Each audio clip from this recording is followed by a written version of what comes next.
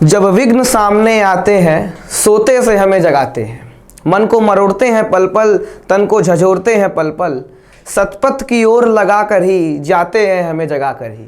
स्वागत है आप सभी का बीएचयू वर्ल्ड मालवी एकेडमी के इस ऑनलाइन लर्निंग प्लेटफॉर्म पर। एनटीए यूजीसी एनटीए ने हमें एक बहुत बड़ा विघ्न हमारे सामने ये लाया है बीकॉम के, स्पेशली बीकॉम के बच्चों की मैं बात करूँगा, क्योंकि भाई कॉमर्स का छात्र रह चुका हूँ, इस समय टीचर हूँ, पढ़ा रहा हूँ। बहुत दिक्कतें आई हैं बीकॉम के बच्चों को। बोल रहे हैं कि सर कैसे पढ़े, क्या क्या करें, पहले ये एलिजिबिलिटी क्राइटेरिया था इस कॉलेज का, इस यूनिवर्सिटी का ये क्राइटेरिया था, सब्जेक्ट पहले 10 ठो थे, यहाँ 5 ठो थे, अब क्या है हमारे सामने 3 का ऑप्शन है, लेकिन हमको मैक्सिमम 6 लेना है। तरह तरह की बातें अब आपके सामने आ रही हैं, बच्चे बड़े परेशान हैं।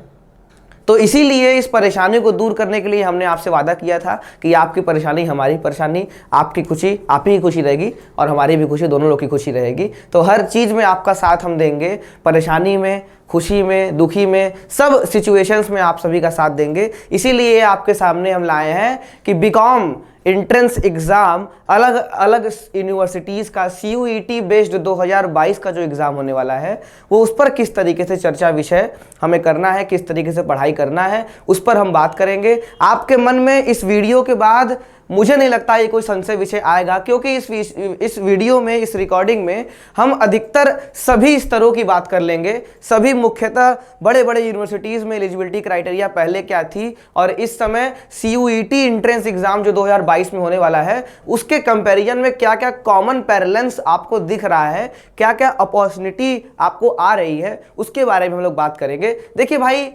कमियाँ, एडवांटेजेस और डिसएडवांटेजेस दोनों होते हैं। किसी की कमियां खूबियां सबकी होती हैं। जो CUET एंट्रेंस एग्जाम इस बार हो रहा है, आप लोग के मन में बात होगा सर इसमें बहुत कमियां हैं, बहुत खूबियां भी इसमें हैं। आप इसकी खूबियों को जानने की कोशिश कीजिए। मैंने अपने पहले वीडियोस में भी बता चुका हूं कि जब तक पॉजिटिव माइंडसेट आपके माइंड में नहीं रहेगा, आपके थिंकिंग में नहीं रहेगा, आप अच्छा नहीं कर पाएंगे। लाख मेहनत करने के बावजूद भी नेगेटिव वाइब्स आपके अंदर आती रहेंगी तो नुकसान आपका ही होगा। ठीक है, तो इस मेनली रिकॉर्डिंग में, इस वीडियो में हम लोग मेनली क्या बात करने जा रहे हैं। आज हमारा मुख्यतः बात करने पर विषय का जो चर्चा रहेगा कुछ इस प्रकार रहेगा कि एनालिसिस मेनली हम लोग करेंगे। बड़ा बढ़िया वर्ड है एनालिसिस, विश्लेषण कहते हैं इसको हिंदी में। एनालिसिस करेंगे हम लोग BHU BCom, Allahabad university BCom. देखिए अलग अलग यूनिवर्सिटीज़ के बीकॉम के बारे में कि पहले BHU का क्या क्राइटेरिया था, इलाहाबाद यूनिवर्सिटी का क्या क्राइटेरिया था। फिर उसके बाद हम लोग सकता है DU के लिए भी हम लोग बात करेंगे, दिल्ली यूनिवर्सिटी, क्योंकि बहुत बच्चों के मन में ये बातें हैं कि सर दिल्ली यूनिवर्सिटी में दाखिले के लिए बीकॉम में हमें मैथ चाहिए, हमारा अप्लाइड मैथ था, हमारा बहुत सारी बातें मैंने कमेंट में पढ़ा था और इसको देखते हुए मैंने इस वीडियो को बनाया है। और आप सभी लोगों को ये बहुत ठीक लगेगा, अच्छा लगेगा, पसंद आएगा, क्योंकि इस वीडियो में अधिकतर हम मैक्सिमम कमियां जो बच्चों को आ रही हैं, मैक्सिमम जो दिक्कतें बच्चों को आ रही हैं, उस पर हम बात करेंगे। फिर अंततः पिछले साल जो बीकॉम का एनटीए ने कंडक्ट करवाया था अलग अलग यूनिवर्सिटी में से, मेनली BHU में एनटीए ने कंडक्ट करवाया था एग्जाम, ठीक है, उस पर हम लोग मेनली बात करेंगे। और इस बार जो स्पेसिफिक डोमेन में कॉमर्स के सब्जेक्ट हैं भाई, अकाउंटेंसी, बिजनेस, इकोनॉमिक्स, वो कैसे रिलेटिवली मिलते हैं और सभी सब्जेक्ट से जो पहले अवेलेबल थे, हम उस पर मेनली आज बात करेंगे। आई होप सो आप सभी लोगों को ये जो एलिजिबिलिटी मेनली जो CUET का एनटीए का जो आया है, क्या नाम है, नोटिस, पब्लिक नोटिस कुछ दिन पहले जारी किया था, जिस पर हमने बात किया था कि 3 सेक्शंस हैं। सेक्शन 1 लैंग्वेज का है, section 2 specific domain main subject का है और तीसरा सेक्शंस आपका जनरल टेस्ट का है। उसके बारे में आप सभी को नॉलेज होगा। जी सर, नॉलेज है, यही वो सेक्शन है। आप सभी लोग इसके बारे में जानते हैं कि कंप्यूटर बेस्ड एग्जाम होने वाला है। जी सर, कंप्यूटर बेस्ड एग्जाम होगा। कंप्यूटर बेस्ड एग्जाम के बाद ऑब्जेक्टिव टाइप क्वेश्चन आएंगे, सब्जेक्टिव से नहीं आएगा हमारा, ऑब्जेक्टिव टाइप क्वेश्चन। एक क्वेश्चन रहेगा, उसके चार ऑप्शंस रहेंगे और अप्रोप्रिएट आंसर आपको देना पड़ेगा। ठीक है, उसके बाद जैसे कि हमने बात किया था, सेक्शन A 2 भागों में बटा है, सेक्शन A1, सेक्शन A1B। ठीक है, सेक्शन 1A में 13 लैंग्वेजेस हैं, कॉमन लैंग्वेज, रीजनल लैंग्वेज और इंग्लिश और हिंदी को मिला के 13 लैंग्वेज बनते हैं। ये एक ऑप्शनल सेक्शन बनाया गया है। सेक्शन बी भी एक ऑप्शनल सब सेक्शन है जिसमें फॉरेन लैंग्वेजेस आएंगे, Spanish, German, Chinese etcetera languages आएंगे। सेक्शन बी जो सेक्शन 2 है आपका स्पेसिफिक डोमेन का है, जिसमें 27 सब्जेक्ट्स आपको मिलेंगे और अधिकतम 6 सब्जेक्ट आप इस स्पेसिफिक डोमेन से उठा सकते हैं। जी सर। कॉमर्स की बात करें, बीकॉम की बात करें तो अकाउंटेंसी, बिजनेस, इकोनॉमिक्स 3 सब्जेक्ट मिल रहे हैं। अब आप लोग के मन में यही सबसे पहला प्रश्न आता है कि सर बीकॉम के छात्र हैं, हमको अकाउंट्स, इकोनॉमिक्स, बिजनेस लेंगे तो बचे हुए 3 सब्जेक्ट में क्या ले सकते हैं? बाबू वो 3 सब्जेक्ट जरूरी नहीं है लेना आपको। देखिए बहुत सारे बीकॉम में जो इनरोल होना चाह रहे हैं, जो मेनली कॉमर्स बैकग्राउंड के हैं और भी बैकग्राउंड के बच्चे उसको देख रहे होंगे, मेनली आप लोग के मन में ये दिक्कत आ क्या रही है कि सर 6 सब्जेक्ट मैक्सिमम लेना है। तो ये मैंडेटरी नहीं है आपके लिए। आप पहले यूनिवर्सिटी के वाउचर को, अभी तक वाउचर मतलब क्या होता है, यूनिवर्सिटी अपना एलिजिबिलिटी क्राइटेरिया निकालेगा। एनटीए जो है वो सिर्फ और सिर्फ पेपर कंडक्ट करवाएगा सीयूईटी बेस्ड पर, और सारा चीज यूनिवर्सिटी पर बेस्ड है। यूनिवर्सिटी अपने तरफ से पहले आने वाले कुछ दिनों में क्या करेगी, एलिजिबिलिटी क्राइटेरिया इशू करेगी कि भाई अगर आपको हमारे क्या बीकॉम में एडमिशन लेना है तो ये फलान सब्जेक्ट आपके पास होने चाहिए, इस सब्जेक्ट में आपका पेपर होगा, तब जाकर आप हमारे यूनिवर्सिटी के लिए एलिजिबल होंगे इस कोर्स में। उसी प्रकार दिल्ली भी करेगा, इलाहाबाद करेगा, चंडीगढ़ करेगा, हैदराबाद करेगा, अलग अलग यूनिवर्सिटीज एलिजिबिलिटी क्राइटेरिया इशू करेगी। ये सारी चीजें यूनिवर्सिटी पर डिपेंड करती हैं। अभी हम क्या कर रहे हैं, एनालिसिस कर रहे हैं। आप लोग के मन में जो दिक्कतें आ रही हैं कि सर बीकॉम में एडमिशन पाना है, 3 सब्जेक्ट तो अकाउंटेंसी, बिजनेस, इकोनॉमिक्स हो गए, बचे हुए 3 में क्या लेंगे? अरे बाबू वो मैंडेटरी है ही नहीं। वो 3 सब्जेक्ट का जो एक्स्ट्रा आपको गैप दिया गया है, वो वहां के चेयरमैन ने सीधा एनटीए की बात कहा है कि जो बच्चे चाहुक हैं, जो बच्चे अपने आप को डेवलप मतलब चाह रहे हैं कि हम किसी और कोर्स में भी इनरोल होना चाहते हैं, जैसे हम कह दें कि भाई बीकॉम के बच्चा है, बीकॉम के लिए इंट्रेंस देता है, आप देते ना पहले कि बीकॉम का इंट्रेंस के साथ साथ आपने बीए का भी फॉर्म भर दिया, तो बीए का फॉर्म जब भरा तो बीए के लिए पढ़ना पड़ता था आपको, history, geography, political science, general knowledge, reasoning वगैरह आप पढ़ते थे ना। तो वो 3 सब्जेक्ट आपको उसी का गैप दिया गया कि इन केस आप अपने कोर्स में इनरोल होने के साथ साथ किसी और कोर्स को डिस्कवर करना चाहते हैं, किसी और में जाना चाहते हैं, तो वो 3 सब्जेक्ट का पैरेलल्स आपको दिया गया है कि आप उसको भर के दे सकते हैं। कोई जबरदस्ती नहीं है कि 6 आपको देना है। आप मिलनी अभी पहला आपका काम क्या रहेगा कि यूनिवर्सिटी के वाउचर को पढ़ना, जो कि अभी तक किसी भी यूनिवर्सिटी ने इशू नहीं किया है, जल्दी ही इशू करेगा और उस पर भी आपको हम बात करेंगे। लेकिन आज जो दिक्कत आ रही है, बच्चों के मन में जो संशय विषय का कारण बना हुआ है, उस पर मिलनी हम लोग बात करेंगे। तो ये क्लियर हो गया कि सर 6 पक्के नहीं है, 6 जरूरी नहीं है, 3 हमको लेके चलना है। बीकॉम में अगर एडमिशन पाना है तो भाई अकाउंट्स, इकोनॉमिक्स, बिजनेस तो पढ़ना ही पड़ेगा। ठीक है, चलिए सर स्पेसिफिक डोमेन हो गया। जनरल टेस्ट की हम बात कर लेते हैं। आज से पहले वाले जो ईयर्स थे जिसमें मेनली आप लोग एंट्रेंस एग्जाम के लिए जाते थे, तो कुछ यूनिवर्सिटीज में जनरल टेस्ट होते थे, कुछ यूनिवर्सिटीज में जनरल टेस्ट नहीं होते थे। ठीक है, तो एनटीए ने इसको देखते हुए ये कहा कि भाई कुछ ले रहे हैं, कुछ जनरल टेस्ट नहीं ले रहे हैं, तो हम जनरल टेस्ट को ऑप्शनल रखते हैं कि आप अपने अकॉर्डिंग, अपने एलिजिबिलिटी क्राइटेरिया के अकॉर्डिंग, यूनिवर्सिटीज पर ये छोड़ा है कि अगर आप चाहते हैं किसी बच्चों को, क्योंकि देखिए कुछ यूनिवर्सिटीज जनरल टेस्ट लेती थी, कुछ नहीं लेती थी, तो भाई कि ऐसे क्या था कि अब एनटीए करवा रहा है, एनटीए सीयूईटी बेस्ड करवा रहा है, तो वो क्या किया है कि किसी को ऐसा ना लगे कि हम किसी पर्टिकुलर यूनिवर्सिटी की तरफ प्रेफरेंशियल है, ऐसा नहीं करने के लिए उसने ऑप्शनल दे दिया है जनरल टेस्ट को कि अगर आप चाह रहे हैं कि जो बच्चा आपके यहाँ बीए के लिए आ रहा है, बीकॉम के लिए आ रहा है, बीएससी के लिए आ रहा है या किसी और कोर्स के लिए आ रहा है, अगर आप चाह रहे हैं कि वो जनरल टेस्ट के थ्रू आए, उसके एनालिटिकल स्किल्स को आप चेक करना चाहते हैं, तो जनरल टेस्ट कंडक्ट करवा लीजिए आप। अगर नहीं चाहते हैं तो मत करवाइए, सिर्फ स्पेसिफिक डोमेन में रहिए। लेकिन ये किस पर छोड़ा है एनटीए ने? ये छोड़ा है यूनिवर्सिटी पे। मैं बार बार एक ही बात कह रहा हूं, ये सारी चीजें छूटी हुई हैं, ये सारी चीजों का जो निर्णय है वो यूनिवर्सिटी पर अल्टीमेटली आ गया है कि क्या सब्जेक्ट कॉम्बिनेशन रखना है, किस तरीके से पेपर लेंगे, लैंग्वेज लेंगे कि नहीं लेंगे, लैंग्वेज मैंडेटरी होगा कि नहीं, जनरल टेस्ट होगा कि नहीं, वो अपने वाउचर में, अपने वो एलिजिबिलिटी क्राइटेरिया वाले पेपर पे, नोटिस पे जारी करेगा यूनिवर्सिटी। और जब तक जारी नहीं करता तब तक हम लोग सिर्फ एनालिसिस कर सकते हैं। और हम ये जो बात करेंगे आज, मुख्यतः यही बात करेंगे कि क्या रख सकते हैं, रख क्या सकते हैं इन द सेंस मतलब कि आपको किसी भी तरह से दिक्कत ना आए उसमें, कि आप अगर किसी भी यूनिवर्सिटी के लिए बीकॉम के लिए जाना चाह रहे हैं, भाई आपका सपना इलाहाबाद में पढ़ने का है, आपका सपना बीएचयू में पढ़ने का है, तो कॉमन पैरेलल्स क्या क्या सब्जेक्ट्स बीकॉम में रखे जा सकते हैं, मुख्यतः उस पर आज बात करेंगे। इस पे किसी को कोई दिक्कत? चारों सेक्शन, ये एक सेक्शन, ये दूसरा, तीसरा, ये तीनों सेक्शन ऑप्शनल है। मैं बार बार बोल रहा हूँ, ये यूनिवर्सिटी पे छोड़ा गया है कि वो किस तरीके से पेपर कंडक्ट करवाएगी, किस तरीके से किस सेक्शन को वेटेज देगी, किस सेक्शन को वेटेज नहीं देगी। ठीक है, चलिए आगे बढ़ते हैं। तो सबसे पहली बात, मुख्यतः बनारस हिंदू यूनिवर्सिटी की काशी हिंदू विश्वविद्यालय NIRF रैंकिंग 3, हर साल टॉप 3 NIRF रैंकिंग में रहती है। अधिकतम बच्चों का यह सपना होता है कि मैं बनारस हिंदू यूनिवर्सिटी का छात्र छात्रा बनूं। तो उसके बारे में हम लोग मेनली आज पढ़ेंगे कि क्या उसकी पहले एलिजिबिलिटी क्राइटेरिया थी। इस साल से पहले तक की बनारस हिंदू यूनिवर्सिटी काशी हिंदू विश्वविद्यालय की क्या एलिजिबिलिटी क्राइटेरिया थी। तो बनारस हिंदू यूनिवर्सिटी में mainly BCom, faculty of commerce, वाणिज्य संकाय में पढ़ाया जाता है।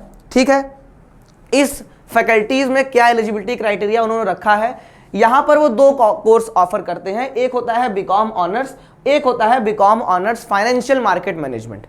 ये दोनों कोर्सेज लगभग सेम है, लेकिन जो फाइनेंशियल मार्केट मैनेजमेंट होता है वो दोनों, ये जो फाइनेंशियल मार्केट मैनेजमेंट का जो कोर्स होता है वो एकदम बीकॉम से मिलता है, लेकिन ये कोर्स थोड़ा स्पेशलाइज होता है। कैसे स्पेशलाइज होता है? जैसे कि यहाँ पर आपको कुछ सब्जेक्ट्स एडवांस पढ़ाए जाएंगे। ऑनर्स में वो सब्जेक्ट तीसरे ईयर में होगा और आपका फाइनेंशियल मार्केट मैनेजमेंट में हो सकता है पहले ईयर में हो। तो कुछ एडवांस तरीके से आपको मेनली फाइनेंशियल मार्केट के बारे में अधिकतम नॉलेज आपको दिया जाएगा। ये एक MBA का सब्सिडरी पार्ट होकर, MBA में जो सब्जेक्ट पढ़ाए जाते हैं उसका कुछ सब्सिडरी पार्ट लेके पढ़ाया जाता था। ठीक है, दोनों कोर्स आपको ऑफर किए जाते थे, लेकिन एंट्रेंस एग्जाम का जो क्राइटेरिया होता था वो एकदम सेम होता था। ठीक, आप फिर एडमिशन पाने के बाद आप पर यह ऑप्शन होता था कि आप किस कोर्स में इनरोल होना चाहते हैं, फाइनेंशियल मार्केट मैनेजमेंट में आना चाहेंगे कि ऑनर्स में आना चाहेंगे। ठीक है, एलिजिबिलिटी क्राइटेरिया रिक्वायरमेंट क्या रखा गया था कि आप 10+2 या उसके इक्विवेलेंट एग्जाम में अपीयर हो, मतलब आपके पास 12th की मार्कशीट हो, 12th में पास हो, और या 12th के इक्विवेलेंट आप एग्जाम कोई दिए हो, भाई कोई डिप्लोमा कोर्स आपने एग्जाम दिया है, ये आपकी एलिजिबिलिटी क्राइटेरिया थी। दूसरा, आपका जो एज ईयर बनाया गया था should not be more than 22 years. 22 साल से अधिक आपका उम्र नहीं होना चाहिए। अगर आप बीकॉम के लिए अपीयर होना चाह रहे हैं तो आपका उम्र 22 साल से या 22 साल तक या 22 साल से कम होना चाहिए, तभी आप एलिजिबल हो पाएंगे। 22 साल से अधिक के लिए नहीं एलिजिबल हो पाएंगे। ठीक है, नंबर ऑफ सीट्स वगैरह, हालांकि ये नंबर ऑफ सीट्स हमेशा लगभग 10-15 सीट्स आगे पीछे होती रहती हैं। किसी का मतलब कि हमेशा कोशिश होता है कि बढ़ता है, लगभग हमने देखा है कि जो सीट्स रिक्वायरमेंट्स होती हैं वो बढ़ती रहती हैं। ठीक है, तो हम ये सीट्स पर नहीं जाएंगे। मेनली यहाँ पर सीट्स आपको पिछले साल का ये डेटा था, लेकिन एलिजिबिलिटी क्राइटेरिया आपका यही रहता है। ठीक है, किसी भी यूनिवर्सिटी में अगर आप जाएंगे, हालांकि अब CUET करवा रहा है तो यही एलिजिबिलिटी क्राइटेरिया रहेगा, लेकिन बस वहाँ नंबर ऑफ सीट्स वो यूनिवर्सिटी पर डिपेंड रहता है कि उसके पास कितने सीट्स अवेलेबल हैं, उसके अकॉर्डिंग वो इनरोल करता है बच्चों को। ठीक है, सब्जेक्ट की बात कर ले। अच्छा, इलाहाबाद के बात के पहले सब्जेक्ट की बात कर ले। आपका बहुत ये आया था बच्चों का कि सर सब्जेक्ट क्या करेंगे, तो सब्जेक्ट को अगर हम बात करें तो सब्जेक्ट को लेके आपका यहाँ पर यहीं पर बात कर लेते हैं कि सब्जेक्ट क्या क्या अवेलेबल रहते थे अगर हमको BHU बीकॉम एंट्रेंस में पहले पेपर देते थे। क्या क्या सब्जेक्ट्स हमारे पास अवेलेबल थे। सब्जेक्ट की बात करें तो पहला पेपर बाबू अकाउंटेंसी का होता था। ठीक है, BHU बीकॉम में आते कितने थे क्वेश्चन? आते थे क्वेश्चन आपके 150 क्वेश्चन आते थे, कुल मिला के 150 क्वेश्चन आते थे BHU बीकॉम एंट्रेंस में। एक क्वेश्चन 3 नंबर का होता था, सही क्वेश्चन पे 3, सही आंसर पे 3 नंबर, गलत आंसर पे -1 नेगेटिव मार्किंग रहती थी। ठीक है, 150 क्वेश्चन थे, 450 नंबर का पेपर होता था। ठीक है, पिछले बार का मैं नहीं बता रहा हूँ, पिछले के पिछले बार तक का, क्योंकि पिछले बार जो पेपर कंडक्ट करवाया गया था वो NTA द्वारा था, उसका पैटर्न थोड़ा सा अलग था, उसके बारे में हम लोग बात करेंगे अभी। तो 150 क्वेश्चन, 3 नंबर का एक क्वेश्चन, 450 नंबर का पेपर हुआ करता था। क्वेश्चन को 10 भागों में बांटा गया था, क्वेश्चन पेपर को 10 भागों में बांटा गया था, 10 सेक्शंस में, 10 सब्जेक्ट्स में भाग किया गया था, उसको डिवाइड किया गया था। कौन कौन से सब्जेक्ट्स थे हमारे पास? तो सबसे पहला सब्जेक्ट तो था बीकॉम एंट्रेंस में वो अकाउंटेंसी था। दूसरा जो सब्जेक्ट था, ये जो अकाउंटेंसी था, ये ओवरऑल अकाउंटेंसी, यूपी बोर्ड में भी अकाउंटेंसी क्या था, किसी रीजनल बोर्ड में अकाउंटेंसी क्या था, और CBSE बोर्ड में क्या अकाउंटेंसी था, इन सभी को कॉमन पैरेलल्स इसका कोर्स फ्रेम किया गया था। ठीक है, अकाउंटेंसी के बाद आता है आपका बिजनेस ऑर्गेनाइजेशन। बिजनेस ऑर्गेनाइजेशन आता था। बिजनेस ऑर्गेनाइजेशन का मतलब मेनली ये यूपी बोर्ड का एक सब्जेक्ट है, पहले पढ़ाया जाता था यूपी बोर्ड में, अब इस सब्जेक्ट को खत्म कर दिया गया है पिछले साल से, अब उसमें एनसीईआरटी बेस्ड ला दिया गया है, तो ये सब्जेक्ट अब खत्म हो गया है। इसमें मेनली हम लोग बिजनेस ऑर्गेनाइजेशन में हम लोग पढ़ते थे कि आपका कितने तरह के ऑर्गेनाइजेशन होते हैं, फॉर्म्स ऑफ बिजनेस ऑर्गेनाइजेशन क्या क्या होता है, ठीक है। इन मेनली हम लोग रैशनलाइजेशन के बारे में पढ़ते थे, बिजनेस कॉम्बिनेशन के बारे में पढ़ते थे, ये मेनली बिजनेस ऑर्गेनाइजेशन का पार्ट था। बिजनेस ऑर्गेनाइजेशन के बाद तीसरा सब्जेक्ट जो रहता था वो बिजनेस मैनेजमेंट होता था। क्या होता था sir? Business management. Class 12th CBSE board में आप लोगों ने मैनेजमेंट पढ़ा हुआ है जी sir. Principles of management, nature and significance of management, planning, organising, staffing, directing, controlling, ये सारा बिजनेस मैनेजमेंट का पार्ट था। बहुत सारी थ्योरीज हमने पढ़ी थी, मोटिवेशन की, लीडरशिप किसने दिया था, कौन सी किताब किसने लिखी थी, ये सारी मेनली बिजनेस मैनेजमेंट में आते थे। बिजनेस मैनेजमेंट के बाद एक सब्जेक्ट था आपका बिजनेस इन्वायरमेंट। इससे भी आपके 15 क्वेश्चन आते थे भाई। 150 क्वेश्चंस हैं, 10 सेक्शन में भाग किया गया है, इसका मतलब हर सेक्शन से, हर सब्जेक्ट से 15 क्वेश्चन आते थे। अकाउंटेंसी से, बिजनेस ऑर्गेनाइजेशन से, मैनेजमेंट से, इन्वायरमेंट से, सबसे 15 क्वेश्चन आते थे। बिजनेस एनवायरनमेंट की बात हम कर रहे थे, मेनली कितने तरह के बिजनेस एनवायरनमेंट होते हैं, कौन सा एनवायरनमेंट किसको इफेक्ट करता है, ये सारी चीजें बिजनेस एनवायरनमेंट में पढ़ते थे हम लोग, ठीक है। फैक्टर्स अफेक्टिंग क्या है, ठीक। बिजनेस एनवायरनमेंट के बाद दूसरा सेक्शन जो बनाया गया था वो मनी एंड बैंकिंग का बनाया गया था। Money and banking CBSE board में एक चैप्टर है और आज से 2 साल पहले यूपी बोर्ड में एक सब्जेक्ट के तौर पे आता था। सीबीएसई बोर्ड में वो एक चैप्टर है मैक्रो इकोनॉमिक्स का, मनी बैंकिंग, लेकिन यूपी बोर्ड में जाएंगे आप 2 साल पहले तो एक सब्जेक्ट हुआ करता था, तो इसीलिए इसको यहाँ सेक्शन बना दिया गया। मेनली हम लोग मॉनेटरी सिस्टम किस पर बेस्ड है, प्रिंसिपल्स ऑफ मॉनेटरी सिस्टम, ठीक है, principle of currency issue, RBI कब इस्टेब्लिश हुआ था, क्या प्रिंसिपल पे काम करता है, नोट इशू का क्या प्रिंसिपल है, बहुत सारी चीज़ें मनी बैंकिंग में पढ़ते हैं। मनी क्या होता है, बहुत सारे बैंक्स कब इस्टेब्लिश, ये सारी चीज़ें मनी बैंकिंग में मेनली आती थी। हम लोग इसके अंदर बात नहीं करेंगे, हम सब्जेक्ट के बारे में बात कर रहे थे। कितने सब्जेक्ट हो गए? 1 2 3 4 5 सब्जेक्ट सर हो गए। छठवां सब्जेक्ट जो आपके सामने आपको प्रोवाइड होता था वो था आपका इकोनॉमिक्स, अर्थशास्त्र। सर इकोनॉमिक्स में माइक्रो इकोनॉमिक्स और मैक्रो इकोनॉमिक्स पूछता था, मेनली सीबीएसई बोर्ड में पढ़ाया जाता था पहले, लेकिन अब यूपी बोर्ड में भी पढ़ाया जाता है और बहुत सारे रीजनल बोर्ड्स में भी पढ़ाया जाता था। तो इकोनॉमिक्स आपका पहले आता था। इकोनॉमिक्स के बाद एक सब्जेक्ट था financial statement analysis.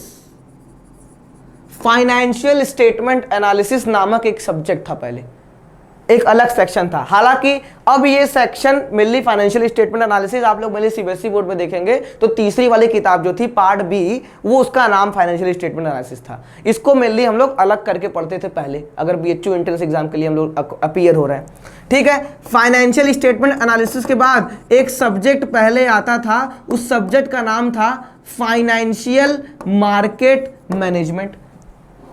Business management, जब आप क्लास 12 का बिजनेस मैनेजमेंट पढ़ते थे, मैनेजमेंट पढ़ते थे आप लोग मेनली, उस किताब के जो पार्ट बी था जिसमें आप financial market, financial management, marketing management, फिर उसके बाद कंज्यूमर प्रोटेक्शन, ये 4 chapter mainly financial market management करते थे। और भी कुछ एडवांस चीज आता था कि मार्केट में कौन कौन से प्लेयर्स होते हैं, बुल, बियर, जॉबर, ये सारे जो चीज़ें मेनली कौन कौन होते हैं इनके बारे में पूछा जाता था। बीएससी एनएससी कब इस्टेब्लिश हुआ था, सेबी कब इस्टेब्लिश हुआ था, ये फाइनेंशियल मार्केट मैनेजमेंट में पूछा जाता था।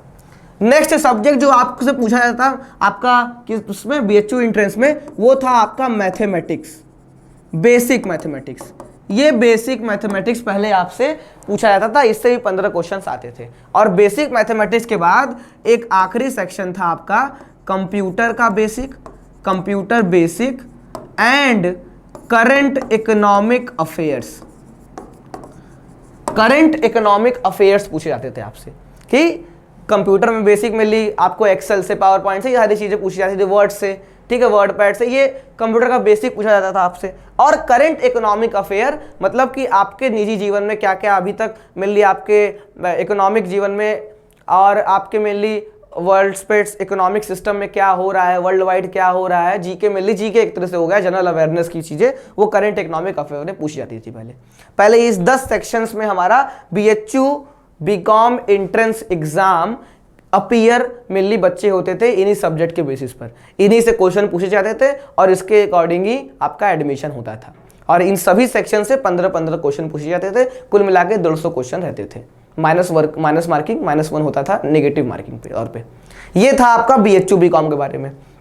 अगर हम बात करें CUET जो इस साल कंडक्ट हो रहा है, अगर हम लोग BHU जो NTA करवा रहा है, जो CUET करवा रहा है, NTA करवा रहा है 2022 का, वो उसमें इन सब्जेक्ट कहाँ कहाँ किस में इंक्लूड है? सर आप मजाक कर रहे हैं, सर 3 ही सब्जेक्ट तो हमको दिए गए हैं, अकाउंटेंसी, बिजनेस और इकोनॉमिक्स। अब आप बताइए कि इन 10 सब्जेक्ट को कैसे मिलाया गया उन 3 सब्जेक्ट में। बिल्कुल आप देखेंगे अकाउंटेंसी जो हमारा सब्जेक्ट है, ये अकाउंटेंसी और ये फाइनेंशियल स्टेटमेंट एनालिसिस, हम अगर बात करें ये अकाउंटेंसी और ये फाइनेंशियल स्टेटमेंट एनालिसिस, ये दोनों सब्जेक्ट जो हैं एक में मिला दिए गए हैं, जो कि अकाउंटेंसी का पार्ट होगा। ठीक है, इसके बाद बिजनेस ऑर्गेनाइजेशन और बिजनेस मैनेजमेंट को बिजनेस स्टडीज का पार्ट मान लेंगे हम लोग। ठीक है, बिजनेस स्टडीज, लेकिन हालांकि अब क्लास 12 के बेस पर हो गया है, तो बिजनेस ऑर्गेनाइजेशन तो अब कहीं पढ़ाया नहीं जाता, तो बिजनेस ऑर्गेनाइजेशन अब नहीं आएगा, ना के बराबर आएगा, एकदम नहीं आएगा। जो भी आएगा वो बिजनेस मैनेजमेंट में आएगा। बिजनेस मैनेजमेंट का जो सब्जेक्ट था वो बिजनेस स्टडीज का हो गया। हालांकि 3 सब्जेक्ट है, अकाउंटेंसी, बिजनेस, इकोनॉमिक्स। अकाउंटेंसी में क्या क्या रहेगा आपका? अकाउंटेंसी तो इटसेल्फ रहेगा ही, और फाइनेंशियल स्टेटमेंट एनालिसिस जो पहले आता था अब वो जुड़ गया है, क्योंकि CBSE के अकॉर्डिंग क्लास 12 में 3 बुक होती थी, तीसरी बुक का ये नाम है, अब ये अकाउंटेंसी का पार्ट हो गया। बिजनेस स्टडीज और बिजनेस ऑर्गेनाइजेशन से नहीं पूछा जाएगा क्योंकि ये 12th लेवल का नहीं है। ठीक है, बिजनेस मैनेजमेंट पूछा जाएगा आपका, मैनेजमेंट क्या है, principles of management, planning, organising, staffing, directing, controlling, ये पूछा जाएगा आपसे। इसके बाद आप देखेंगे फाइनेंशियल मार्केट मैनेजमेंट, ये भी बिजनेस स्टडीज का पार्ट होता है। क्लास 12 में चैप्टर्स हैं, फाइनेंशियल मैनेजमेंट, फाइनेंशियल मार्केट, ये मेनली बिजनेस स्टडीज का पार्ट है। तो ये 3 सब्जेक्ट तो यहीं पर आपके दिख गए। भाई बिजनेस ऑर्गेनाइजेशन तो कट गया, सीधा बिजनेस मैनेजमेंट और फाइनेंशियल मार्केट मैनेजमेंट ये जुड़ गए आपके। फिर आगे आपका बिजनेस इन्वायरमेंट, ये भी बिजनेस स्टडीज का ही एक पार्ट है। बिजनेस इन्वायरमेंट बिजनेस स्टडीज में एक चैप्टर है आपका क्लास 12 में, वो उसमें इंक्लूड हो जाएगा। Money and banking, money and banking के ऊपर बड़ा विरोध हुआ, बड़ा बातचीत हुआ कि सर मनी बैंकिंग तो पहले सब्जेक्ट था, पहले एक सेक्शन था, अब क्या उसका? ये बेटा इकोनॉमिक्स का पार्ट होता है। मनी एंड बैंकिंग इकोनॉमिक्स का पार्ट होता है, जो कि एक सब्जेक्ट के तौर पे अभी अवेलेबल है आपको।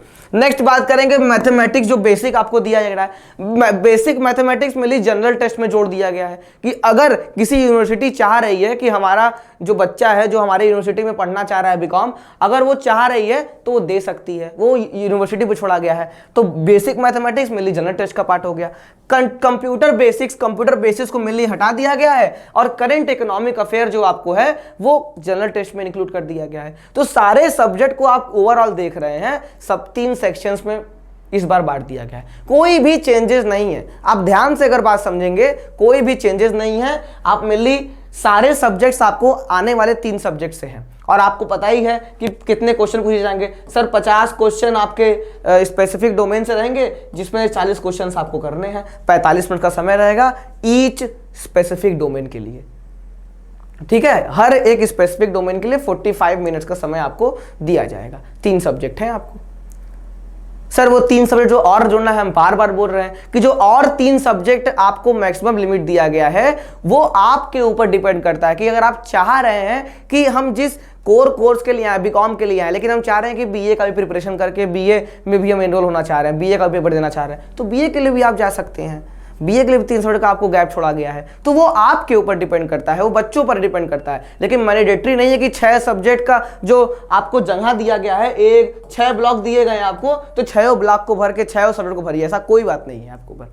आप पहले एलिजिबिलिटी क्राइटेरिया देखेंगे यूनिवर्सिटी का कि यूनिवर्सिटी क्या बोल रही है, कैसे हमारे क्या एडमिशन प्राप्त करना है आपको, उसके अकॉर्डिंग आप स्पेसिफिक डोमेन भरेंगे। ठीक है, चलिए सर, ये तो रही पूर्णतः बात किसकी, ये था आपका स्पेसिफिक डोमेन किसका था, BHU entrance exam. BHU entrance exam में जो बीकॉम का एंट्रेंस एग्जाम होता था, उसमें क्या एलिजिबिलिटी क्राइटेरिया थी और क्या क्या सब्जेक्ट पूछे जाते थे, और किस प्रकार ये BHU का एलिजिबिलिटी क्राइटेरिया NTA के इस बार स्पेसिफिक डोमेन सब्जेक्ट्स में हमको दिख रहा है। हमने इस पर चर्चा विषय किया। अब आगे जो आएगा वो आएगा इलाहाबाद यूनिवर्सिटी। इलाहाबाद यूनिवर्सिटी एक तरह का सेंट्रल यूनिवर्सिटी है, ये भी अपना ऑटोनॉमसली एग्जाम कंडक्ट करवाता था पहले, लेकिन अब CUET के आने के बाद ये भी as a central university CUET exam में शामिल हो चुका है। और क्या एलिजिबिलिटी क्राइटेरिया ये रख सकता है, क्या सब्जेक्ट ऑफर कर सकता है, उस पर हम लोग बात करेंगे। पहले कैसे एग्जाम होता था, इंटरमीडिएट स्टैंडर्ड के according mainly BCom entrance exam को इलाहाबाद यूनिवर्सिटी के बीकॉम एंट्रेंस एग्जाम को रखा गया था। कैसे क्वेश्चन पूछे जाते थे सर? 20 क्वेश्चन पूछे जाते थे आपसे जनरल इंग्लिश और जनरल हिंदी से। आप लोग चीज़ ध्यान रहे होंगे कि अगर आप इलाहाबाद यूनिवर्सिटी में एंट्रेंस चाह रहे थे, अगर एक पहले के अकॉर्डिंग पेपर देते तो 20 क्वेश्चन आएगा जनरल इंग्लिश से या जनरल हिंदी से।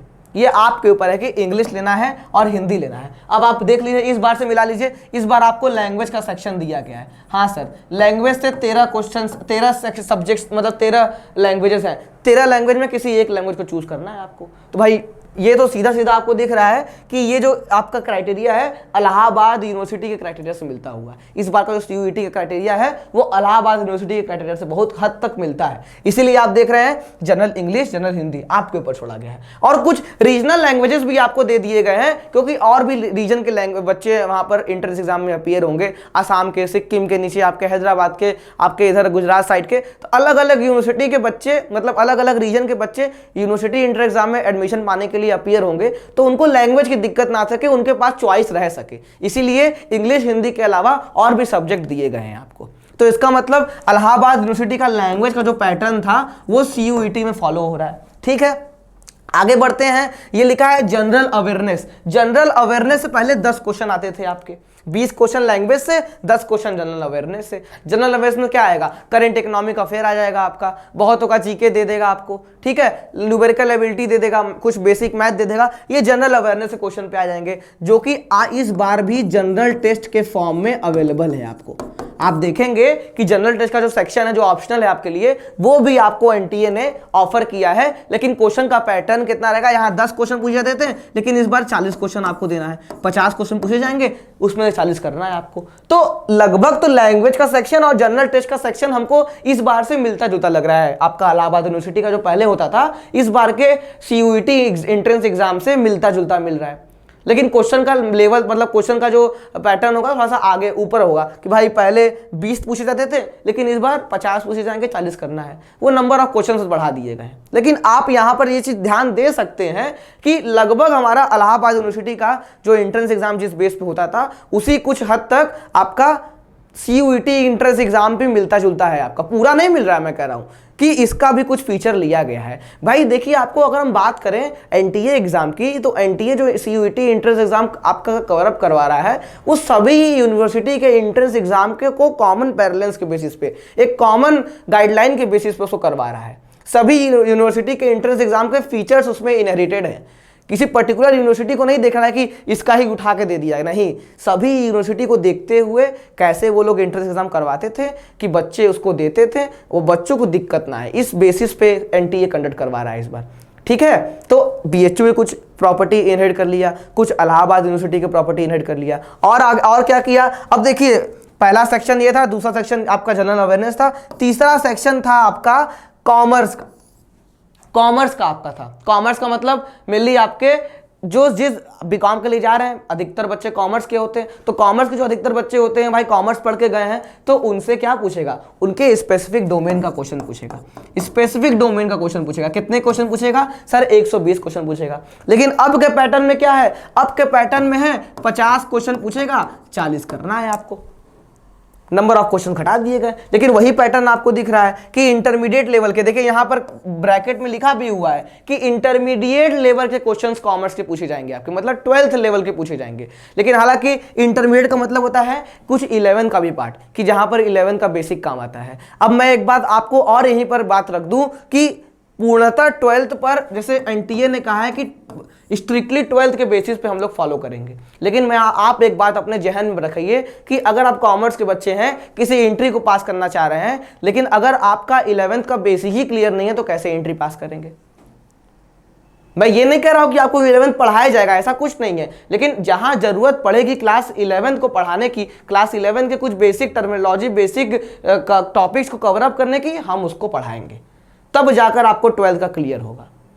और भी बहुत सारी चीजें आती हैं, 11 का कुछ कॉमन चीज 12th में मिलता है, आपको 11 का नॉलेज नहीं रहेगा तो 12th में कर नहीं पाएंगे। ये सारी चीजें हैं, ठीक है। तो आप यहां देख रहे हैं कि इंटरमीडिएट लेवल के क्वेश्चंस आपसे 120 क्वेश्चन पहले पूछे जाते थे आपके, अगर इलाहाबाद यूनिवर्सिटी में अपीयर हो रहे हैं बीकॉम के लिए, कॉमर्स से क्वेश्चन होते थे। जो कि इस बार के एनटीए के सीयूईटी एंट्रेंस एग्जाम में भी आपको उसकी प्रॉपर्टी इनहेरिट होते हुए दिख रही है कि इंटरमीडिएट लेवल का 50 क्वेश्चन पूछेंगे जिसमें 40 आपको करना है। समय पर स्पेसिफिक डोमेन 45 मिनट रहेगा।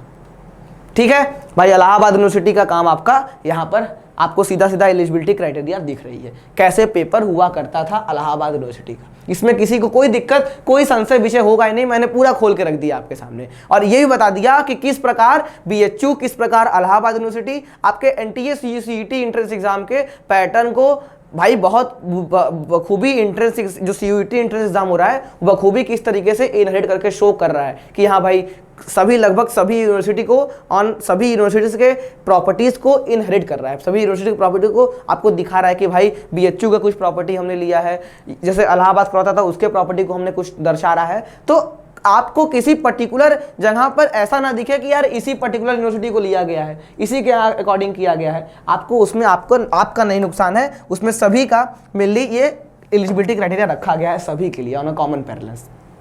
ठीक है, अब हम बात करेंगे दिल्ली यूनिवर्सिटी की। दिल्ली यूनिवर्सिटी में पहले क्या होता था, जो एंट्रेंस एग्जाम होता था वो बाबू मेरिट बेस्ड होता था। पहली चीज यहीं पर आके बात खत्म हो गई कि अगर आपको दिल्ली यूनिवर्सिटी एंट्रेंस एग्जाम में जाना है तो आप अपने 12th के इंटरमीडिएट मार्क्स के बेसिस पे आप मेनली एंट्रेंस एग्जाम में मतलब आप पास होंगे। भाई जो दिल्ली यूनिवर्सिटी के कॉलेज रहते थे वो अपने कॉलेजेस के अकॉर्डिंग मेरिट लिस्ट जारी करते थे और उस मेरिट लिस्ट के अकॉर्डिंग मेनली बच्चे अपीयर होते थे, बच्चे काउंसलिंग करवाते थे। वहाँ पर कोई एंट्रेंस एग्जाम का पैटर्न फॉलो नहीं होता। लेकिन इस बार एनटीए ने स्ट्रिक्टली कह दिया है कि सभी central universities entrance exam on a common parallels on a common mode करवाएंगी थ्रू एनटीए। तो इसका मतलब दिल्ली यूनिवर्सिटी भी यहां पर शामिल है और यहां पर जो मेरिट बेस्ड होता था वो अब नहीं होगा, यहां पर अब कॉमन एंट्रेंस एग्जाम के थ्रू होगा। इसका मतलब सब्जेक्ट की दिक्कत तो यहां पर आपको आएगी, क्यों? क्योंकि पहले कुछ था नहीं, अब क्या क्वेश्चन मतलब सब्जेक्ट पैटर्न आपको दिया जाएगा। तो यहां पर अगर हम समझने की बात करें तो दिल्ली यूनिवर्सिटी के जो एग्जाम्स होते हैं, देखिए दिल्ली यूनिवर्सिटीज में जो भी कॉलेजेस आपको दिए जाएंगे वहाँ दो तरह के आपको बीकॉम प्रोग्राम दिए जाएंगे, मतलब दो तरह के बीकॉम करवाए जाते हैं। एक बीकॉम होता है बीकॉम प्रोग्राम के नाम से, आपको दिल्ली यूनिवर्सिटी में दिखता है, किसके नाम से? बीकॉम प्रोग्राम के नाम से। और एक होता है बीकॉम ऑनर्स के नाम से। मैंने बहुत बच्चों का कमेंट पढ़ा, मैंने बहुत बच्चों की दिक्कतें जानी, बहुत बच्चे मुझसे कांटेक्ट भी किए, तो मैंने उनको ये समझाने की कोशिश की, लेकिन हो सकता है कहीं ना कहीं उन्हें दिक्कत आ रही हो, इसीलिए मैंने इस टॉपिक को यहाँ उठाया है। उन लोग ये कह रहे थे कि sir I want to become a part of Delhi university as a BCom student, so what I have to do, हमको क्या करना चाहिए सर? तो पहले मैंने उनको ये सीधा समझाया कि पहले बात समझो कि दिल्ली यूनिवर्सिटीज एक तरह की बहुत बड़ी यूनिवर्सिटी है जिसके अंदर सभी तरह के बहुत तरह के कॉलेजेस आते हैं, नॉर्थ कैंपस, साउथ कैंपस, अलग अलग तरह के कॉलेज आते हैं, लेकिन अलग अलग कॉलेज अलग अलग तरह का बीकॉम करवाती है। एक होता है बीकॉम प्रोग्राम, ये सिंपल प्रोग्राम होता है, ये सिंपल बीकॉम का प्रोग्राम होता है, मतलब सिंपल बीकॉम होता है ये कोई, और ऑनर्स का मतलब होता है उस बीकॉम में स्पेशलाइजेशन। बनारस हिंदू यूनिवर्सिटी आपको बीकॉम ऑनर्स करवाती है, मतलब बीकॉम में किसी एक सब्जेक्ट में स्पेशलाइजेशन करवाती है। दोनों में डिफरेंस क्या होता है? बीकॉम प्रोग्राम सिंपल बीकॉम होगा, जैसे आप मेनली स्टेट यूनिवर्सिटीज में आपने देखा होगा वहां सिंपल बीकॉम होता है, उसी तरह यहाँ भी सिंपल बीकॉम करवाया जाएगा। लेकिन अगर दिल्ली यूनिवर्सिटीज की कुछ कॉलेजेस हैं और बीकॉम ऑनर्स आपको करना है तो वहां पर पहले ये बाउंडेशन होता था कि अगर आप बीकॉम ऑनर्स के लिए अपीयर होना चाहते हैं, आपका 12th में मैथमेटिक्स होना बहुत इंपॉर्टेंट है, एज अ सब्जेक्ट मैथमेटिक्स होना बहुत इंपॉर्टेंट है। इसीलिए बहुत सारे बच्चे एज अ कॉमर्स स्टूडेंट, बहुत सारे बच्चे बीकॉम ऑनर्स दिल्ली यूनिवर्सिटी से नहीं कर पाते थे क्योंकि उनका मैथ बैकग्राउंड नहीं था, और कुछ बच्चे जिसका था वो कर लेते थे, जिसका नहीं था वो नहीं कर पाते थे। लेकिन अब कोई दिक्कत नहीं आएगी क्योंकि अब यूनिवर्सिटीज क्या होगी, अब एनटीए करवाएगा इस पेपर को। लेकिन यहां भी अब एक संशय का विषय यहां पर अब भी बना हुआ है, क्वेश्चन मार्क अब भी बना हुआ है कि दिल्ली यूनिवर्सिटी ने अभी तक कोई नोटिफिकेशन जारी नहीं किया है, कोई भी ब्राउचर अभी तक जारी नहीं किया है कि अगर आपको बीकॉम प्रोग्राम में एडमिशन पाना है तो क्या सब्जेक्ट कॉम्बिनेशन होगा, और अगर बीकॉम ऑनर्स में एडमिशन पाना है तो क्या सब्जेक्ट कॉम्बिनेशन होगा। ये जब तक दिल्ली यूनिवर्सिटी क्लियर नहीं करती है, एलिजिबिलिटी क्राइटेरिया लाती नहीं है, तब तक इस पर बात करने पर मतलब कोई मतलब नहीं है। क्योंकि भाई यहां पर अभी तक हम देखते थे मैथ की रिक्वायरमेंट होती थी, मैथमेटिक्स की रिक्वायरमेंट होती थी, क्लास 11 12 के मैथमेटिक्स की रिक्वायरमेंट होती थी, लेकिन बीकॉम प्रोग्राम में मैथ की रिक्वायरमेंट नहीं होती थी। तो अब हमें देखना है कि क्या अगर दिल्ली यूनिवर्सिटी में हमें एडमिशन पाना है तो वहां के एलिजिबिलिटी क्राइटेरिया में ब्राउचर में ये कहीं लिखा हुआ है कि बीकॉम प्रोग्राम में एडमिशन पाने के लिए स्पेसिफिकली लिखा हुआ है कि बीकॉम एंट्रेंस एग्जाम में पाने के लिए आपके पास स्पेसिफिक डोमेन के 3 सब्जेक्ट कॉमर्स के होंगे, साथ साथ मैथ होगा या साथ साथ जनरल टेस्ट होगा या साथ साथ लैंग्वेज होगा। ये जब तक यूनिवर्सिटी इत्तिला नहीं करेगी तब तक हम लोग इस पर कुछ विचार विमर्श करने में थोड़ी मुश्किल आ सकती है। लेकिन अगर कॉमन पैरेलल्स की बात करें, अगर एक कॉमन बात करें तो दोनों में आपके स्पेसिफिक डोमेन में क्या क्या हो सकते हैं। सर अकाउंटेंसी तो होगा ही होगा क्योंकि ऐसा कॉमर्स स्टूडेंट आप जा रहे हैं, इकोनॉमिक्स तो होगा ही होगा, बिजनेस स्टडीज भी होगा। लेकिन अब यहां एक और दिक्कत आ जाएगी कि अगर आप बीकॉम ऑनर्स करना चाहते हैं तो मैथ की एक रिक्वायरमेंट आ सकती है कि आपका स्पेसिफिक डोमेन आप मैथमेटिक्स का भी पेपर दीजिए ऐसा स्पेसिफिक डोमेन, और बीकॉम प्रोग्राम में के लिए क्या है कि आप मैथ का मत दीजिए। या ऐसा यूनिवर्सिटी कर सकती है, मैं ये कह नहीं रहा हूं कि ऐसा होगा ही होगा, ऐसा वो ला सकती है। इसीलिए जब तक दिल्ली यूनिवर्सिटी का कोई नोटिफिकेशन नहीं आता है इस पर मेनली हम लोग चर्चा ना करें, क्योंकि आपके मन में कहीं ना कहीं दिक्कतें आ सकती हैं। अभी आप सिंपल क्रिस्टल एंड क्लियर ये रखिए कि स्पेसिफिक डोमेन में आपको accountancy, business studies and economics intermediate level का, 12th लेवल का एनसीईआरटी बेस्ड पढ़ना है। उसके अलावा अगर ऑनर्स और प्रोग्राम का दिक्कत आएगा, भाई सिंपल बीकॉम का और बीकॉम ऑनर्स का स्पेशलाइजेशन की दिक्कत जो आएगी वो मैथमेटिक्स से आएगी। अगर वो आ गई रिक्वायरमेंट में तो आप उससे संतुष्ट रहें, निश्चित रहें, उसकी भी क्लास आपको कराई जाएगी, उसका भी मटेरियल, उसकी भी रिकॉर्डिंग्स, उसके भी क्लासेस आपको प्रोवाइड किए जाएंगे विधिवत, और उसकी पढ़ाई करवाई जाएगी, उसकी तैयारी करवाई जाएगी और आपको बीकॉम ऑनर्स या बीकॉम प्रोग्राम के लिए एलिजिबल करवाया जाएगा। उसकी जिम्मेदारी बीएचयू वर्ल्ड मालवीय एकेडमी खुद लेता है कि अगर कुछ ऐसा नोटिफिकेशन आता है बीकॉम प्रोग्राम, बीकॉम ऑनर्स से रिलेटेड, तो आपको मेनली इत्तला किया जाएगा और उसके अकॉर्डिंग नीडफुल किया जाएगा आपके लिए। ठीक है जी सर, ये था दिल्ली यूनिवर्सिटी के बारे में। नंबर्स ऑफ सीट्स बहुत हैं। नंबर ऑफ सीट्स के बारे में मुझे इन्फॉर्मेशन इसलिए नहीं है क्योंकि बहुत सारे कॉलेजेस आते हैं इसके अंदर, किसकी क्या रिक्वायरमेंट है इस तो थोड़ा बोलना मुश्किल है। लेकिन number of seats abundant form में दिल्ली यूनिवर्सिटीज में अवेलेबल है। लेकिन बस यहाँ पहले मेरिट बेस्ड होता था, अब नहीं होगा मेरिट बेस्ड। लेकिन पेपर पैटर्न जो आएगा ऑन अ कॉमन पैरेलल्स, आपका अकाउंटेंसी, बिजनेस, इकोनॉमिक्स आपके मेजर सब्जेक्ट्स तो रहेंगे ही रहेंगे।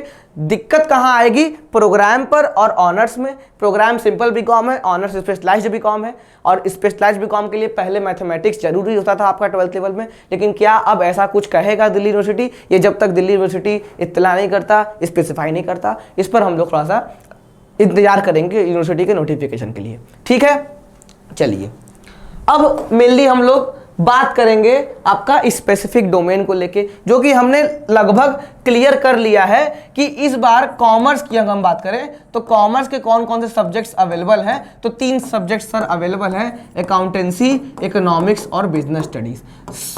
तीनों सब्जेक्ट 12th एनसीईआरटी बेस्ड रहेंगे।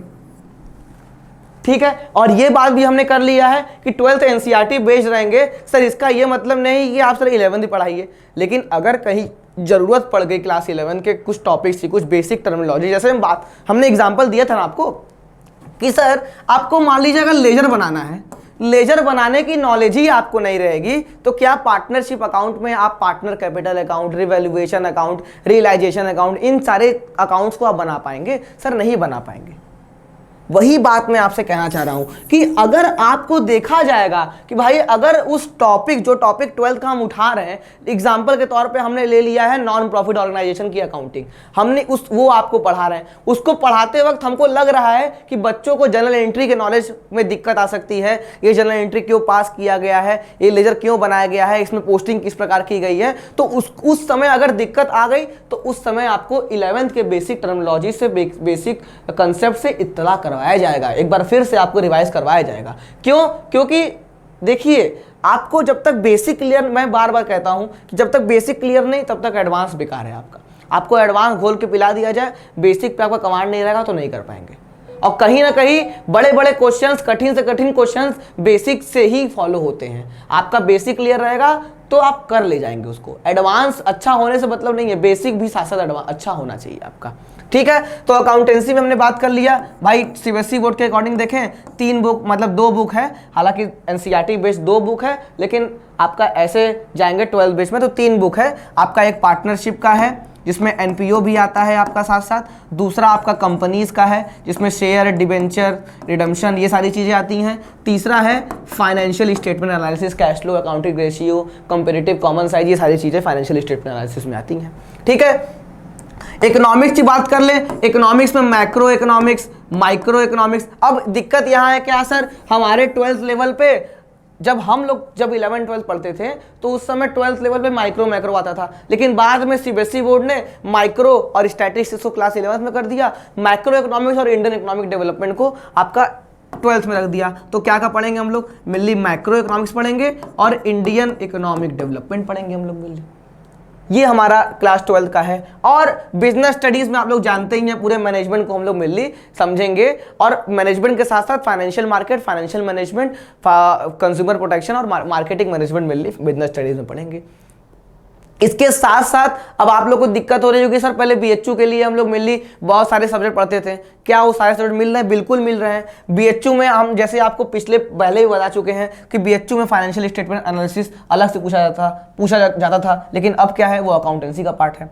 ठीक है, उसके बाद आपका मैक्रो इकोनॉमिक्स, माइक्रो इकोनॉमिक्स हुआ करता था, लेकिन अब माइक्रो नहीं रहेगा, सिर्फ मैक्रो रहेगा। इसी मैक्रो में आप देखेंगे मनी एंड बैंकिंग भी आ जाएगा आपका, as a money and banking as a chapter इस माइक्रो इकोनॉमिक्स में आपका इंक्लूडेड है। उसके बाद बिजनेस स्टडीज में आपने पहले फाइनेंशियल मार्केट मैनेजमेंट नाम का एक सब्जेक्ट हुआ करता था, पहले पढ़ते थे आप लोग, लेकिन अब उसको नहीं पढ़ना है, वो बिजनेस स्टडीज का ही एक पार्ट हो गया। तो कुल मिला के हम देखेंगे कि एनटीए सीयूसीईटी जो करवा रहा है वो ऑन अ कॉमन पैरेलल, में बार बार ये बात कह रहा हूं कि बहुत सारी यूनिवर्सिटीज के सब्जेक्ट कॉम्बिनेशंस को, जो भी एलिजिबिलिटी क्राइटेरिया होती थी उनको मिलाकर ही रखा है। सब्जेक्ट की मैं बात करूं, अगर भाई इलाहाबाद यूनिवर्सिटी में 100 क्वेश्चन पूछे जा रहे हैं कॉमर्स बेस्ड, तो कॉमर्स बेस्ड आपके मेनली वहां से भी कुछ फीचर्स उठाए गए हैं, कुछ बीएचयू से फीचर उठाए गए हैं। बीएचयू से क्या है कि पहले बीएचयू 10 सब्जेक्ट प्रोवाइड करता था, अब क्या है उन 10 सब्जेक्ट को मिलाकर भाई 3 सब्जेक्ट में पूछा जा रहा है। तो इसमें आपको कोई दिक्कत ही आनी ही नहीं चाहिए, क्योंकि यहां पर क्लियर है कि पढ़ना क्या है आपको, अकाउंटेंसी, इकोनॉमिक्स, बिजनेस। और जो पहले आप लोग पढ़ते थे एज अ मनी बैंकिंग अलग सब्जेक्ट पढ़ते थे, बिजनेस इन्वायरमेंट अलग टॉपिक पढ़ते थे आपका, फिर आपका इधर फाइनेंशियल स्टेटमेंट एनालिसिस अलग पढ़ते थे, अब आपको वो नहीं पढ़ना है, आपको एज अ सब्जेक्ट का पार्ट वो पढ़ना है, अकाउंटेंसी का पार्ट है, पढ़ाया पूरा जाएगा, लेकिन strictly adhered to the strictly followed by 12th NCERT, मिली 12th एनसीईआरटी बेस पर ही आपको मिली पढ़ाया जाएगा। ठीक है, कुछ एडवांस टॉपिक अगर जरूरत पड़ गई आपको पता है, देखिए एनटीए जो एग्जाम कंडक्ट करवाता है, आप लोग अगर एनटीए के बारे में हिस्ट्री जानते हैं तो एनटीए जो कहता है मेनली स्टूडेंट को थोड़ा सा, भाई हम ये मानते हैं कि हम इस कोड को मेनली मानते हैं कि prepare for the worst and think for the best. आप बेस्ट से बेस्ट थिंक कीजिए कि बेस्ट से बेस्ट रिजल्ट क्या हो सकता है, और वर्स्ट से वर्स्ट सिचुएशन के से आप मेनली पहले से इत्तला होके चलिए कि ये सिचुएशन आ जाएगी तो क्या करेंगे। तो वही चीज है कि वर्स्ट से वर्स्ट सिचुएशन, वर्स्ट से वर्स्ट क्वेश्चन क्या आ सकता है इस टॉपिक से। हमारी जब हम इकोनॉमिक्स पढ़ा रहे हैं आपको, तो इकोनॉमिक्स का अगर मनी बैंकिंग उठाएंगे तो मनी बैंकिंग चैप्टर से कितना वर्स्ट से वर्स्ट क्वेश्चन आ सकता है वो करवा जाएगा आपको। तो इसीलिए पहले से आपको कुछ अगर एडवांस टॉपिक आपको जरूरत पड़ गई तो वो भी आपको प्रोवाइड किया जाएगा, लेकिन आप ये मत सोचिए सर 12th बोला है एनटीए ने तो हम 12th ही पढ़ेंगे, उससे ज़्यादा नहीं पढ़ेंगे बाबू। 12th से 12th का अगर हम पढ़ा दें आपको, सिर्फ ड्रेवल का पढ़ा देंगे ना, आप कहीं के नहीं रह जाएंगे। आपको आगे की एग्जाम्स के लिए, अभी आप मेनली किसी भी रीजनल अकाउंटिंग के कॉमर्स के एग्जाम में बैठ जाइए या किसी भी नेट जेआरएफ के एग्जाम में आप एलिजिबल होकर बैठ जाएंगे, तो अगर आपको 12th का 12th बोल दिया गया ना, 12th का पूछा नहीं जाएगा आपसे, एनटीए वो भी करवाता है, आपसे कुछ एडवांस लेवल का पूछा जाएगा, लेकिन कंसेप्ट 12th का फॉलो हुआ रहेगा। वो 12th एनसीईआरटी कहाँ क्यों है, क्योंकि आप पढ़िए, पढ़ने के बाद आपके माइंडसेट के अकॉर्डिंग आपके कंसेप्ट बिल्डिंग के बेसिस पे क्वेश्चन पूछेगा आपसे। जब तक कंसेप्ट क्लियर रहेगा वो क्वेश्चन सॉल्व ही नहीं कर पाएंगे आप। ये है आपका, ये चीजें मिल आपके, हमने स्पेसिफिक डोमेन के ऊपर बात किया है कॉमर्स की। ये 3 सब्जेक्ट आपको दिख रहे हैं। 3 सब्जेक्ट के अलावा अब भी आप अगर बोल रहे हैं कि सर 6 सब्जेक्ट लेना है, 6 सब्जेक्ट लेना है, मैं फिर से बोल रहा हूं कि जो 3 सब्जेक्ट और आपको दिया गया है एक्स्ट्रा, वो आपके बेसिस पर दिया गया कि अगर आप चाह रहे हैं कि साथ साथ बीएससी भी दे दें, बीकॉम के साथ साथ बीए भी दे दें, तो बीए के लिए पढ़ना पड़ेगा आपको। पढ़ने के लिए आपको 3 सब्जेक्ट चाहिए ना भाई। देखेंगे ना, वैसे मान लीजिए हम एग्जाम्पल लें कि मिस्टर लाल, मेरा नाम मिस्टर लाल है। मिस्टर लाल ने क्या किया है कि बीकॉम के लिए भी वो जा रहे हैं, साथ साथ बीए के लिए भी वो जा रहे हैं। तो बीकॉम के लिए अकाउंटेंसी बिजनेस इकोनॉमिक्स तो पढ़ेंगे, अब बीए के लिए भी तो देखेंगे ना अलग अलग यूनिवर्सिटी का वाउचर कि भाई इलाहाबाद यूनिवर्सिटी में अगर बीए के लिए एंट्रेंस पाना है तो हमको ये सब्जेक्ट पढ़ना पड़ेगा। बीएचयू ने अपना वाउचर निकाला, अपना एलिजिबिलिटी क्राइटेरिया निकाला कि भाई अगर हमारे क्या बीए में एडमिशन पाना है तो ये सब्जेक्ट चाहिए आपको। तो आपको 3 सब्जेक्ट यहाँ पे और 3 सब्जेक्ट यहाँ पर देख के लेके चलना पड़ेगा कि भाई हाँ ये सब्जेक्ट है, इस तरीके से हम लोग एलिजिबल हैं और ये पेपर दे सकते हैं। एनटीए ने आपको ऑप्शन दिया है कि एक साथ आप दूसरे कोर्स में भी इनरोल लायक आप एलिजिबल हो सकते हैं, होने के लिए आपको पढ़ना पड़ेगा। लेकिन ये बाउंडेशन नहीं दिया है कि 6 के 6 सब्जेक्ट आपको पढ़ने हैं। लेकिन आप क्या करेंगे, आप मेनली अभी हम बीकॉम की बात कर रहे हैं तो बीकॉम के स्पेसिफिक डोमेन सब्जेक्ट को लेकर चलेंगे। स्पेसिफिक डोमेन अकाउंटेंसी, इकोनॉमिक्स और बिजनेस स्टडीज है। इसमें किसी को कोई दिक्कत एकदम अब नहीं आनी चाहिए। इस वीडियो के बाद मैं गारंटी लेता हूं कि आपको कहीं भी कोई दिक्कत नहीं आएगी। जो भी संशय विषय आपके मन में था वो नहीं होगा, ठीक है। दूसरी इंपॉर्टेंट चीज, बहुत सारे बच्चे ये सोच रहे होंगे कि सर आप वो जनरल टेस्ट के बारे में बताया नहीं। जनरल टेस्ट के बारे में हम क्या बोल रहे थे, हम ये बता रहे थे कि वो यूनिवर्सिटी पे छोड़ा गया है कि अगर किसी यूनिवर्सिटी 43 सेंट्रल यूनिवर्सिटीज हैं अलग अलग बहुत जगह। पहले क्या होता था कि भाई चंडीगढ़ में से एग्जाम्पल हम ले लिया कि चंडीगढ़ या इलाहाबाद या बीएचयू ले लो आप, कि अगर बीएचयू में तुम पढ़ते थे तो क्या बीएचयू के बीकॉम एंट्रेंस एग्जाम में रीजनिंग पूछता था? सर नहीं पूछता था। करंट इकोनॉमिक अफेयर का सिर्फ 15 क्वेश्चन पूछता था, या डेटा इंटरप्रिटेशन पूछता था? सर नहीं पूछता था। लेकिन इलाहाबाद में पूछता था, चंडीगढ़ में पूछता था, हैदराबाद में पूछता था। तो अलग अलग जगह अलग अलग पूछा जाता था। लेकिन इसीलिए एनटीए ने सीयूईटी एंट्रेंस एग्जाम में ये ऑप्शनल छोड़ दिया है यूनिवर्सिटी पे कि आप पहले यूनिवर्सिटी के एलिजिबिलिटी क्राइटेरिया को देखिए, उसके अकॉर्डिंग सब्जेक्ट चूज कीजिए। अगर यूनिवर्सिटी को के वाउचर को आप देख रहे हैं, एलिजिबिलिटी क्राइटेरिया को देख रहे हैं कि बीएचयू में एडमिशन पाने के लिए बीकॉम में हमको 3 सब्जेक्ट डोमेन का अकाउंटेंसी, बिजनेस, इकोनॉमिक्स चाहिए, उसके बाद जनरल टेस्ट चाहिए और उसके बाद एक लैंग्वेज चाहिए। अगर बीएचयू हम एग्जाम्पल के तौर पे बोल रहे हैं, हमने ये कहीं लिखा नहीं है, हम एग्जाम्पल एक्सपेक्टेड बोल रहे हैं कि अगर ऐसा बीएचयू ने किया तो उस केस में आप ये सब्जेक्ट लेंगे कि एक लैंग्वेज का पेपर देंगे, उसके बाद स्पेसिफिक डोमेन में अकाउंटेंसी, बिजनेस, इकोनॉमिक्स लेंगे और जनरल टेस्ट का पेपर लेंगे।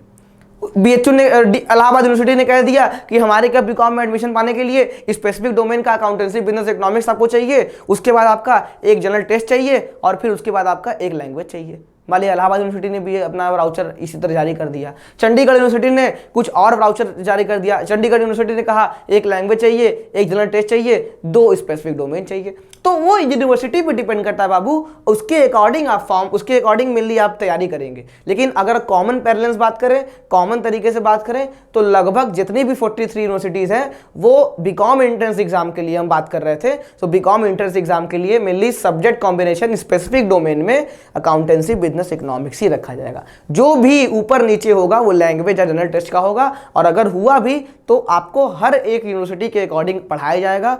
आपको अगर जनरल टेस्ट की जरूरत है, जनरल टेस्ट की जरूरत पूरी की जाएगी, लैंग्वेज की जरूरत है तो लैंग्वेज की जरूरत पूरी की जाएगी। आपको कहीं से छोड़ा नहीं जाएगा, आपको कहीं से ये मौका नहीं मिलेगा कि सर हमने तो पढ़ने आया लेकिन सर ये सब्जेक्ट नहीं पढ़ाया गया। आपको पूर्णतः सारी चीजें प्रोवाइड की जाएंगी इस मालवी एकेडमी बीएचयू वर्ल्ड पे। आशा करते हैं आपको इस वीडियो में काफ़ी जानकारी मिला होगा, काफ़ी कुछ आप इसमें जाने होंगे।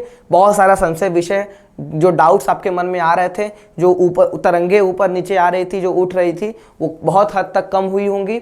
और अगर आपको वीडियो अच्छा लगा तो लाइक कीजिए, सब्सक्राइब कीजिए, बेल आइकन जरूर प्रेस कर दीजिएगा, क्योंकि अगर आप प्रेस करेंगे तो नोटिफिकेशन, आपको जो लेटेस्ट अपडेट नोटिफिकेशन मिलती रहेंगी आपको हमेशा, जिससे कि आपको इन्फॉर्मेशन, जो संशय विषय आपको आता है, इन्फॉर्मेशन मिलती रहेगी, आपका डाउट क्लियर होता रहेगा।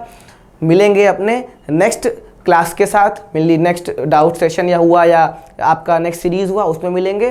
तब तक के लिए स्वस्थ रहिए, मस्त रहिए, मिलते हैं नेक्स्ट लेक्चर पे। तब तक के लिए बहुत बहुत प्रणाम।